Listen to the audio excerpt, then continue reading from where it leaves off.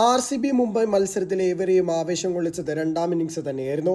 222 എന്ന വിജയലക്ഷ്യം ചേസ് ചെയ്യാനിറങ്ങിയ മുംബൈ ഇന്ത്യൻസിന് തുടക്കമൊന്നും അത്ര മികച്ചതായിരുന്നില്ല.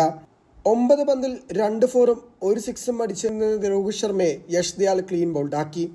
തൊട്ടു പിന്നാലെ റിക്കിൾട്ടണും ഫിൽ ജാക്സും ചേർന്ന് ഇടയ്ക്കിടയ്ക്ക് ബൗണ്ടറി നേടാൻ ശ്രമിച്ചുവെങ്കിലും അതൊന്നും RCBക്ക് ഒരു ഭീഷണിയായതേയില്ല.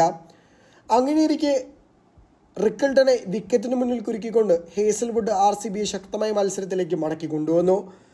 RCB റിവ്യൂ എടുക്കാൻ കാണിച്ചതും ജിതേഷ് ശർമ്മയുടെ ഒരു ബുദ്ധിയിലാണ്. എന്നാൽ RCB ഫീൽഡിങ്ങും ഈ മത്സരത്തിൽ എടുത്തു പറയേണ്ടതാണ്. 2 കിടിലൻ ക്യാച്ചുകൾ ഡ്രോപ്പ് ചെയ്തുവെങ്കിലും RCB ശക്തമായ മത്സരത്തിലേക്ക് തിരിച്ചു വരികയുണ്ടായി. അതും RCBയുടെ ഫീൽഡിങ്ങിൽ ഏറ്റവും മികച്ചതായിരുന്നു.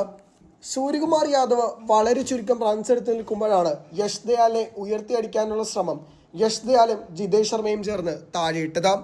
തൊട്ടു പിന്നാലെ കൃണാൽ പാണ്ഡ്യയ്ക്കും കിട്ടി മുംബൈയുടെ കയ്യിൽ നിന്നും ഒരു വമ്പൻ ചാൻസ്. അതും മുതലാക്കിയില്ല. അങ്ങനെ RCB തോൽക്കുമെന്ന ഘട്ടത്തിലാണ് അത്യുഗ്രമായ ഫീൽഡിങ്ങിലൂടെ RCB തിരിച്ചു വന്നത്. അനാവശ്യ ബൗണ്ടറികൾ RCBന്ന് വിട്ടതേയില്ല. മത്സരത്തിലെ ഏറ്റവും നിർണായകമായതും അത്തരം കാര്യങ്ങൾ തന്നെയാണ്. ആദ്യ ബാറ്റിംഗിൽ മുംബൈ ഇന്ത്യൻസ് നന്നായി ബൗണ്ടറികൾ വഴങ്ങി. മത്സരത്തിൽ ഏറെ നിർണായകമായതും അത്തരം കാര്യം തന്നെയാണ്. മത്സരത്തിൻ്റെ അവസാന ഓവറിലെ ആദ്യ പന്തിൽ കൃണാൽ പാണ്ഡ്യയെ ഉയർത്തിയടിക്കാനുള്ള സാഡ്നറുടെ ശ്രമം ബൗണ്ടറിക്കരികെ ടിം ഡേവിഡിൻ്റെ കൈകളിലാണ് എത്തിയത്. മനോഹരമായ ക്യാച്ചിലൂടെ മത്സരത്തിൽ വിജയത്തിന് തൊട്ടരികെ RCB എത്തി. തൊട്ടു പിന്നാലെ കൃണാൽ പാണ്ഡ്യയെ ഉയർത്തിയടിക്കാനുള്ള ദീപക് ചഹറിന്റെ ശ്രമം ഫിൽ സോൾട്ട് അതിമനോഹരമായി പിടികൂടി. ബൗണ്ടറിക്കരികുള്ള പറന്നുള്ള ക്യാച്ചിന് ശേഷം ബൗണ്ടറി ലൈനിൽ ചവിട്ടുമെന്ന നിലയിലായപ്പോൾ ടിം ഡേവിഡിൻ്റെ കൈകളിലേക്ക് ബോൾ എത്തിച്ചുകൊണ്ട് സോൾട്ട് ചാടി.